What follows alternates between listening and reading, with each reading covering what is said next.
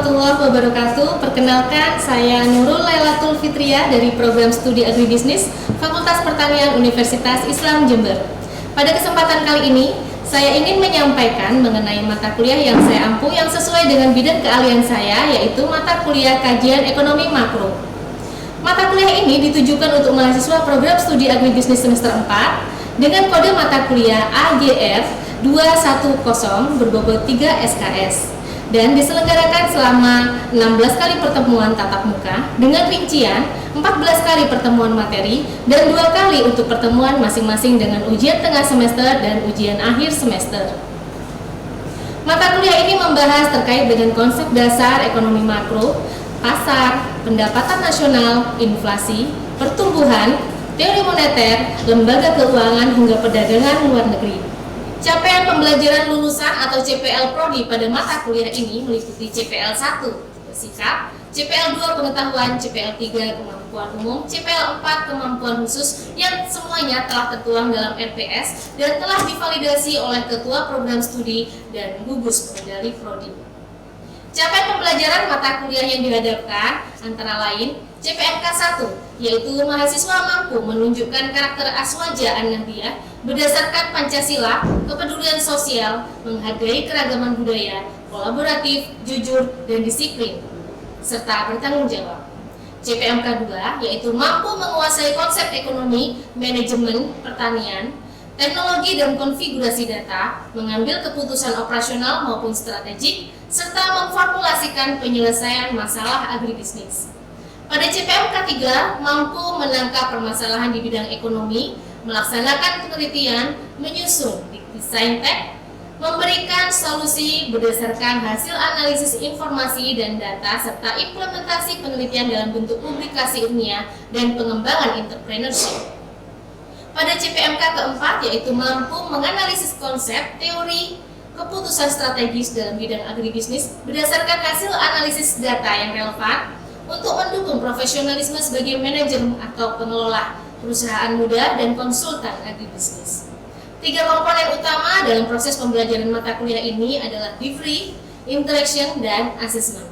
Saya memberikan materi serta RPS yang dapat diunduh langsung oleh mahasiswa pada e-learning Universitas Islam Jember dan presentasi interaktif yang langsung dilakukan secara tatap muka untuk mendukung pemahaman mahasiswa.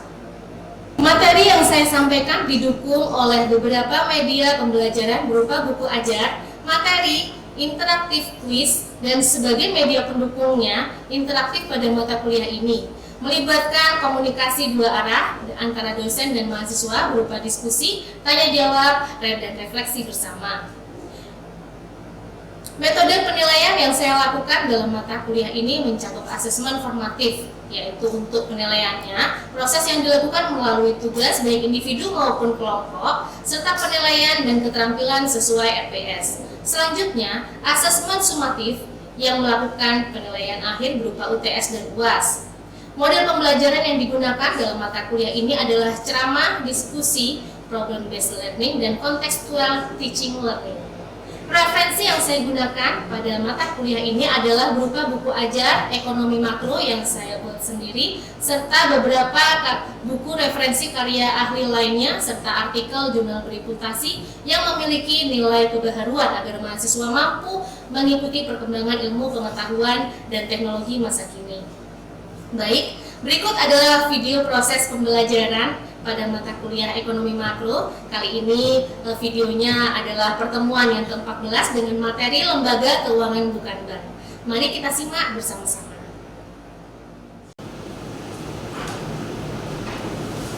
Selamat pagi. Pagi. Apa kabar semuanya? Baik. Baik. Masih semangat ya? Sudah siap untuk perkuliahan hari ini? Siap. Baik, sebelum kita mulai perkuliahan hari ini, mari kita bersama-sama membaca doa sesuai keyakinan masing-masing. Berdoa mulai.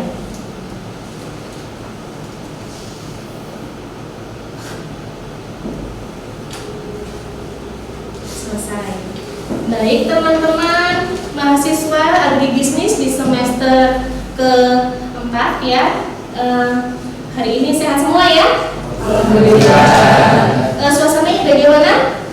Cuacanya hari ini saya kondisikan supaya nyaman, supaya lebih nyaman lagi ya. Oke. Suhu ruangannya cukup? Sudah oke ini atau kurang dingin? Sudah cukup ya. Baik.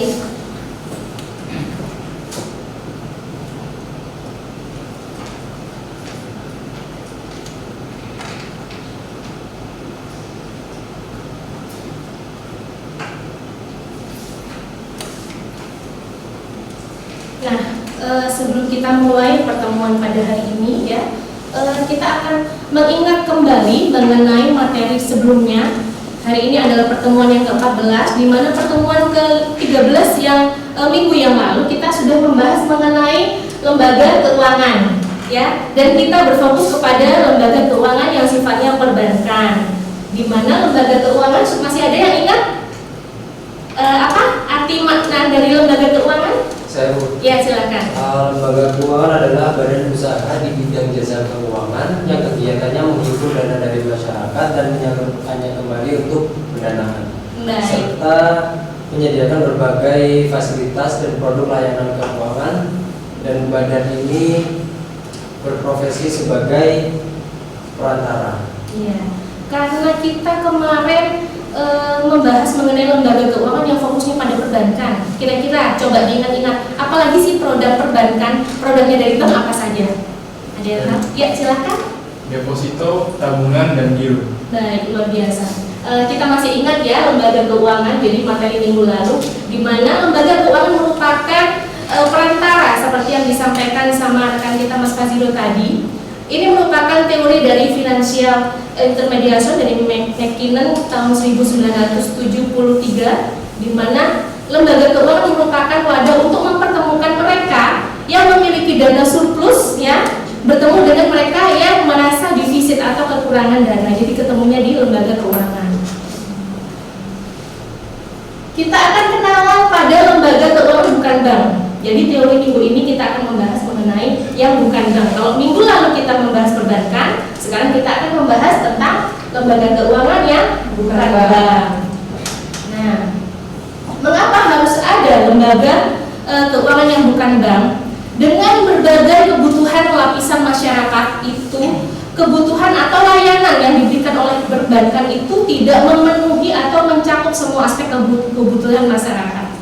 Jadi ada masyarakat yang membutuhkan kredit mungkin ya. Jadi kalau misalnya perbankan kemarin bentuknya tabungan, bentuknya giro, jadi menyerap dana secara langsung. Nah, kalau ciri-ciri lembaga keuangan yang bukan bank itu yang pertama adalah menghimpun dana tidak langsung. Di mana lembaga ini ya menghimpun dananya melalui surat berharga, tabungan atau giro seperti bank, tetapi dia bukan perbankan. Itu ciri-ciri yang pertama. Kemudian pada fokus pembiayaan investasi. Jadi lembaga keuangan bukan bank itu dia lebih berfokus kepada pembiayaan ya, untuk investasi, untuk modal, kemudian untuk kredit, akses kredit juga bisa di sini yang bentuknya barang. Jadi tidak semuanya bisa dilayani dengan produk dari perbankan ya. Yang terakhir ya, ini merupakan kekuatan dari lembaga keuangan bukan bank. Dia lembaga keuangan yang bukan bank, tetapi dia memiliki peran yang sangat vital karena berdasarkan data 2020 ya, hampir sebagian besar lapisan masyarakat menggunakan lembaga ini. Gitu. Kemudian sampai di sini ada yang mau ditanyakan? Sebelum saya masuk selanjutnya, ya silakan. Dengan adanya perkembangan teknologi saat ini, apakah pinjaman online itu memberikan banyak kemudahan dalam akses pembiayaan? Iya. Juga apakah pinjaman online itu merupakan bagian dari capital venture? Iya, betul. Itu merupakan bagian dari capital venture. Tetapi nanti akan saya jelaskan lebih lanjut ya. Nah, jadi capital venture juga merupakan bentuk salah satu dari lembaga keuangan bukan bank. Ini ada di sini. Nah, ini merupakan salah satu inovasinya itu nanti capital venture ya. Yang pertama kita jelaskan mengenai klasifikasi jenis-jenis utama. Jadi kalau misalnya pinjaman online itu itu salah satunya adalah capital venture. Jadi ini bentuknya inovasi keuangan, ya. Rekan Mbak Aura di sini ya. Jadi salah satu inovasi dari keuangan yang ada di lembaga keuangan perbankan, bukan bank, itu ada leasing. Leasing itu pembiayaan ya. Jadi ada yang sudah pernah atau ada keluarganya yang kredit mobil atau motor di sini? Ada? Nah, ada yang kredit itu biasanya menggunakan leasing. Coba contohnya apa aja yang ada di sekitar kita leasing? Motor apa? Kreditnya kemana? Ke finance, Mandiri, Utama Finance bisa. Kreditnya kemana? Biasanya bayar angsurannya kemana? Ke bank atau FIF Group ya, itu salah satu contohnya. Nah, di sini ya, rekan Aura, di sini adalah letak di mana modal ventura atau startup. Jadi modal ventura ini salah satu lembaga keuangan bukan bank yang dia berfokus kepada modal atau pembiayaan startup. Jadi ada yang pernah tahu bentuk-bentuk model capital venture? Coba, mungkin ada yang pernah tahu capital venture?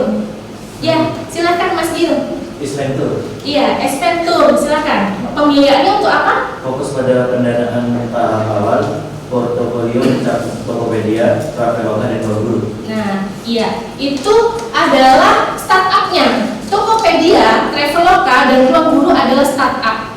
Jadi dia berbeda dengan marketplace.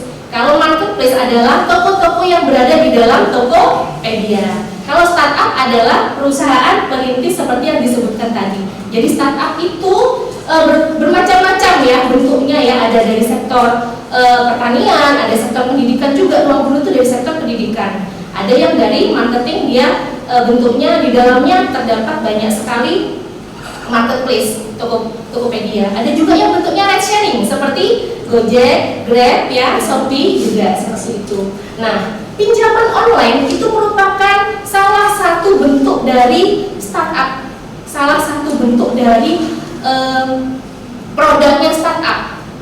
Jadi startupnya apa? Nah, saat ini pinjaman online sudah banyak. Ada di mana? Shopee Pay ada ya? Ada. Nah, GoPay juga ada ya? GoPay pinjaman. Nah, itu pinjaman online itu posisinya ada di dalamnya, di dalam startupnya. Begitu ya. Jadi kalau dibilang pinjaman online itu berbeda sama dengan modal ventura, berbeda. Karena dia fokusnya modal ventura, dia fokusnya terhadap pembiayaan perusahaan-perusahaan startup. Gitu ya. Ini adalah inovasi keuangannya dari LKBB. Kemudian klasifikasinya, ini ada jenis-jenis utama yang paling sering dan paling banyak digunakan dan dikenal oleh masyarakat luas. Yang pertama adalah perusahaan asuransi. Ya, asuransi ini ada yang tahu perusahaan asuransi? BPJS. Ya, salah satu BPJS. Ada lagi perusahaan asuransi swasta. Perusahaan asuransi itu untuk melindungi, jadi dia semacam jaminan, ya, perjanjian dengan sebuah perusahaan. Macam-macam, ada asuransi jiwa, ada asuransi kesehatan, properti, ya, mungkin ada orang yang baru beli mobil, kemudian takut karena masih baru belajar, kemudian diasuransikan supaya mengkhawatirkan ketika mobilnya rusak. Jadi asuransi adalah bentuk mitigasi, sama seperti kita menjaga kesehatan sebelum sakit, itu bentuk mitigasi. Kemudian yang kedua ada dana pensiun. Nah, ada yang kakek neneknya sudah pensiun? Ada. Kemudian mendapatkan dana pensiun, jaminan hari tua. Nah, dananya dikelolakan di dalam sini, di dalam perusahaan dana pensiun. Salah satunya ada Taspen, ada BPJS Ketenagakerjaan Jam Sostek ya dulu ya. Kemudian di beberapa lembaga juga sudah ada sekarang ya, DPLK. Nah, yang terakhir adalah leasing yang saya jelaskan tadi. Pada perkembangannya, inovasi-inovasi keuangan dan layanan fitur-fitur ini ada di dalam masing-masing bank. Ada beberapa bank yang memiliki fitur layanan ini. Ada Mandiri itu punya Aksa Mandiri, BRI itu punya BRI Life ya. Kemudian ada BCA itu punya asuransi atau dana pendidikan, asuransi pendidikan itu ada juga. Dia punya namanya EduSave ya. Oke, sampai sini ada mau ditanyakan? Tidak ada?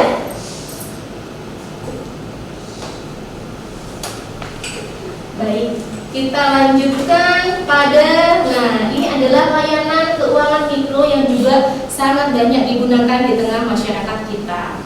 Yang pertama adalah Pegadaian, di mana ini Pegadaian ini menyediakan akses kredit yang cepat dan mudah dengan jaminan aset.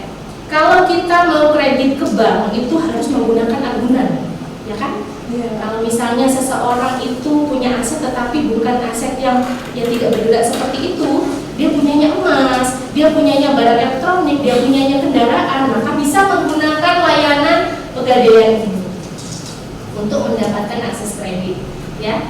Kalau misalnya dia punya perbankan, dia bisa dia mempunyai agunan, dia bisa menggunakan akses perbankan. Yang terakhir adalah koperasi simpan pinjam. Di tempatnya ada punya koperasi di daerah dekat rumahnya? Ada ya? Ada. Jadi dia menghimpun dananya menggunakan simpanan wajib setiap bulan. Setiap anggotanya wajib punya simpanan yang kemudian dikelola oleh koperasi, baik dibentukkan sebagai modal atau jual beli barang atau simpan pinjam juga bisa di sini. Baik, selanjutnya di sini ini adalah posisi. Ya, ini adalah posisi di mana lembaga keuangan itu letaknya dalam stabilitas sistem keuangan kita. Jadi, jadi perbankan dan lembaga keuangan merupakan inti kecil di sini, tapi dia tidak kecil ya.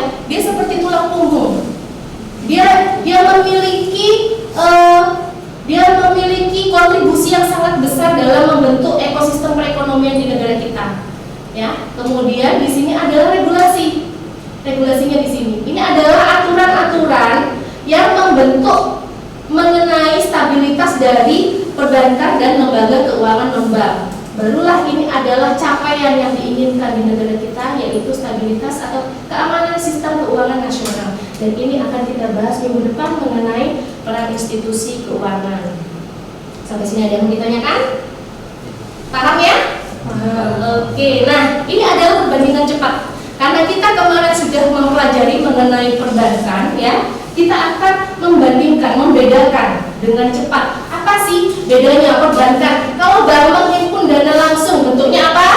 Tabungan, deposito, dan kemudian menyalurkan kredit dan pinjaman, ya. Kemudian fasilitas pembayaran, ada fasilitas pembayaran transfer. Jadi kalau kita menggunakan rekening bank, kita mau transfer online, itu kan ada banyak ya, ada banyak perbankan ya.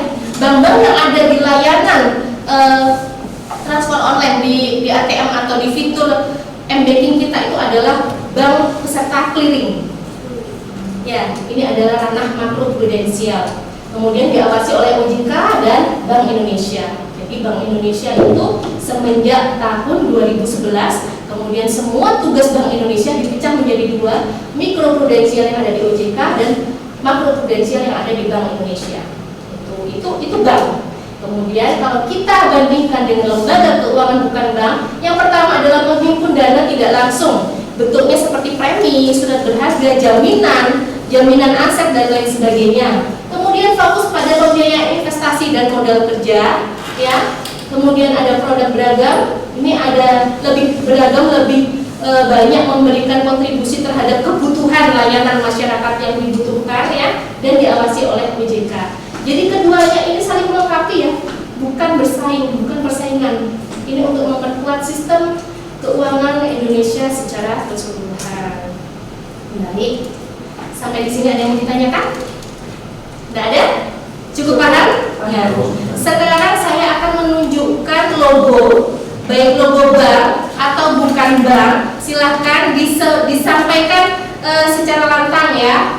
Coba ini apa? Bank. Ini apa? Bukan. Ini cepat? Bukan. Ini cepat? Bukan. Bank. Bukan. Bank. Bukan. Bukan. Bapak bukan bank? Oke, disimpan jawabannya, nanti kita evaluasi ya. Kita lanjutkan lebih cepat lagi. Bank. Bukan.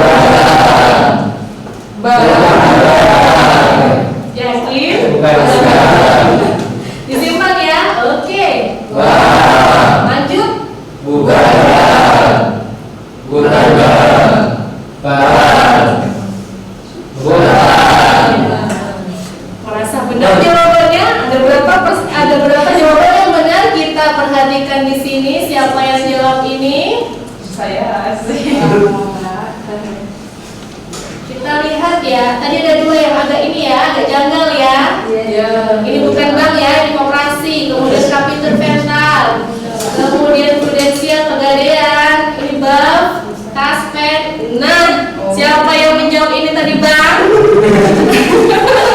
Ternyata bukan bang ya. Nah, ini tadi yang saya sampaikan bahwa saat ini layanan dari perbankan di e-banking itu sudah banyak fitur-fitur yang isinya asuransi, kemudian isinya dana pensiun itu juga ada di sana. Bahkan sudah ada reksadana, saham itu sudah ada. Ya, tetapi mereka yang berdiri di sini, yang ada di sini BRI Life-nya, mereka bukan bank, tetapi disediakan oleh perbankan yaitu BRI. Jadi Aksa Mandiri bukan bank layanannya, tetapi penyedianya adalah bank Mandiri. Oke, sampai di sini ada yang mau ditanyakan?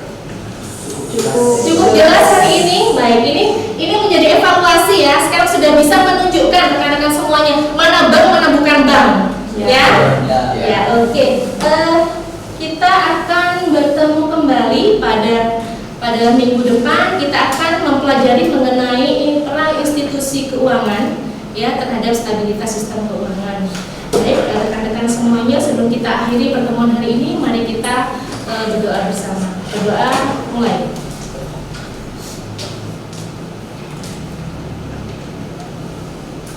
Selesai. Sebelumnya silahkan presensi dulu di e-learning ya.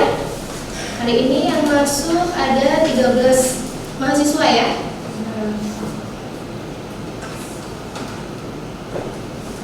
Baik, selesai. Terima kasih atas kehadirannya. Semoga apa yang saya sampaikan hari ini bisa memberikan manfaat untuk kita semua. Jangan lupa selain presensi juga materi ada di buku ajar di halaman 169 dan materi sudah diunggah di e-learning, silakan diakses. Kemudian tugasnya juga untuk dikumpulkan minggu depan. Baik rekan-rekan semuanya, saya akhiri pertemuan hari ini. Terima kasih. Assalamualaikum warahmatullahi wabarakatuh. Waalaikumsalam warahmatullahi wabarakatuh.